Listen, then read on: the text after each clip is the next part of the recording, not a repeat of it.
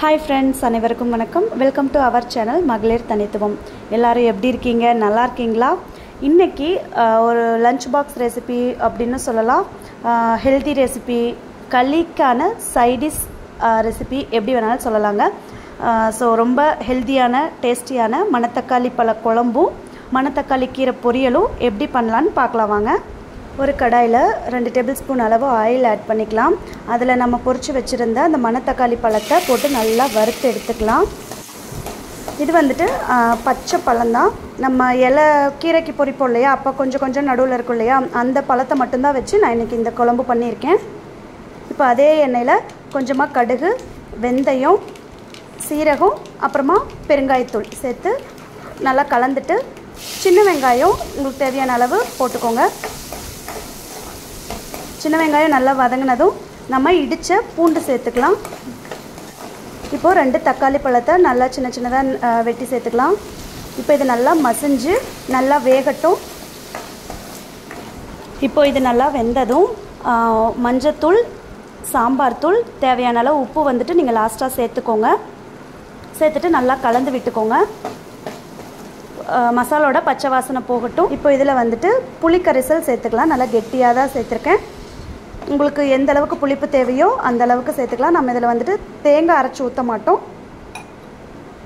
இப்போ புளி ஊற்றி நல்லா வெந்ததுக்கப்புறமா நம்ம அந்த மணத்தக்காளி பழத்தை போட்டுக்கலாம். அவ்வளோதாங்க. இது நல்லா கொதி வந்ததும் அடுப்பு ஆஃப் பண்ணிடலாம். நம்ம சூப்பரான மணத்தக்காளி புளிக்குழம்பு ரெடி. அடுத்ததாக நம்ம வந்துட்டு கீரை பொரியல் பார்த்துடலாம். அது ரொம்ப சிம்பிளுங்க. நார்மலாக எல்லா கீரையும் நம்ம வணக்கிற மாதிரி தான். 2 டேபிள் ஸ்பூன் அளவு ஆயில் ஆட் பண்ணி கடுகு உளுந்து போட்டு பொரிஞ்சதும் காரத்துக்கு தகுந்த மாதிரி வரமிளகாயும் நல்லா பொடியாக நறுக்கின பெரிய வெங்காயமும் சேர்த்து நல்லா வதக்கிக்கலாம். வெங்காயம் நல்லா வதங்கினதுக்கப்புறமா நம்ம பூண்டு மட்டும் நல்லா தட்டி சேர்த்துக்கோங்க. இப்போ இது நல்லா வதங்கினதுக்கப்புறமா நம்ம கீரையை சேர்த்துக்கலாம். நான் இன்றைக்கி வந்துட்டு ஒரு பெரிய கட்டு கீரை சேர்த்துருக்கேன். முன்னாடி நாளே கீரையும் பழத்தையும் தனித்தனியாக பொரித்து வச்சாச்சு. இப்போ இந்த கீரை வந்துட்டு வடிச்சட்டி நிறைய இருக்குது. ஆனால் 2 நிமிஷத்தில் அப்படியே சுருங்கிருங்க. இப்போ வரைக்குமே உப்பு போடலை. கீரை நல்லா சுருங்கி கொஞ்சம் நல்லா வெந்ததுக்கப்புறமா நம்ம வந்துட்டு உப்பு போட்டுக்கலாம்.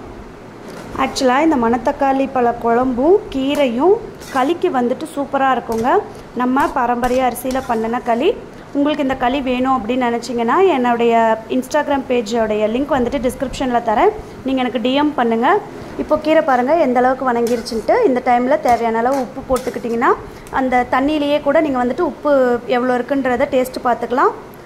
தண்ணியெல்லாம் சுண்டுனதும் துருவன தேங்காய் தூவி ஒரு கலர் மெதுவாக ரொம்ப அழுத்தி கலராமல் மேலாப்பில் கலரி விட்டு அடுப்பு ஆஃப் பண்ணிடுங்க.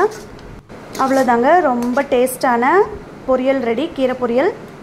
இன்றைக்கி லஞ்சுக்கு வந்துட்டு மணத்தக்காளி பழ குழம்பும் கீரையும் தாங்க. களிக்கு தாங்க இந்த சைட் டிஷ்ஷே. ஸோ உங்களுக்கு இந்த வீடியோ பிடிச்சிருந்துச்சுன்னா லைக் பண்ணுங்கள், ஷேர் பண்ணுங்கள். நம்ம சேனலை இதுவரை சப்ஸ்கிரைப் பண்ணலைன்னா சப்ஸ்கிரைப் பண்ணிக்கோங்க. தேங்க்யூ ஃபார் வாட்சிங்.